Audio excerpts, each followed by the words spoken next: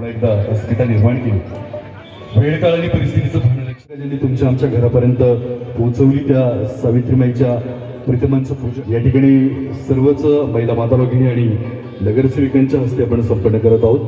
त्याचप्रमाणे दीप प्रज्वलन करून आजच्या कार्यक्रमाचं औपचारिक असं उद्घाटन मान्यवरांच्या, नगरसेवकांच्या आणि सगळ्याच पदाधिकाऱ्यांच्या जागतिक महिला दिनाचं औचित्य साधून आपण हा सोहळा या ठिकाणी संपन्न करत असताना एक छोटीशी कविता अनिल पाटील आपल्या परवानगीने उपस्थितांच्या पुढे ठेवतो आणि कार्यक्रमाला सुरुवात करतो की प्रत्येक स्त्रीच्या ओठाड दडलेलं असते एक रडणं, प्रत्येक स्त्रीच्या ओठाड दडलेलं असते एक रडणं, आतल्यात कुडणं आणि वरवरचं हसणं। आल्या गेल्या प्रत्येकाचा पाहुणचार स्त्री स्वतःच करते, घरभर वारे होऊन ती सतत फिरते, नवरा मुलं सासू सासरे तिलाच साथ देतात आणि रात्रंदिवस तिचं कष्ट विना मोबदला घेतात। आजाराच्या उशापाशी दिवा होऊन जागते, भल्या पहाटे उठून स्त्री पुढा कामाला लागते।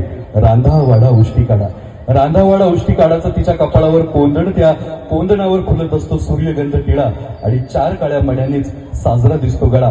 कुशीत भार वाहून देते वंशाचा दिवा आणि पुढल्या अनेक पिढ्यांसाठी तीच जुळवते दुवा। भुईत पाय रुजवून ती आभाळावर फुलते, भुईत पाय रुजवून ती आभाळावर फुलते, देहाचाच खांब करून अवघे घर तोलते, देहाचाच खांब करून अवघे घर तोलते। अशा सगळ्याच माता भगिनींच्या ज्यांनी पुन्हा एकदा विनम्र होऊन आजच्या कार्यक्रमाच्या निमित्तानं उपस्थित नितीनजींना विनंती करतो की यानंतर आपण यावं, हा ध्वनिक्षेपक स्वीकारावा। जोरदार टाळ्या आपण नितीनजींसाठी पुन्हा एकदा निफाडकरांच्या वतीने मनपूर्वक हार्दिक स्वागत।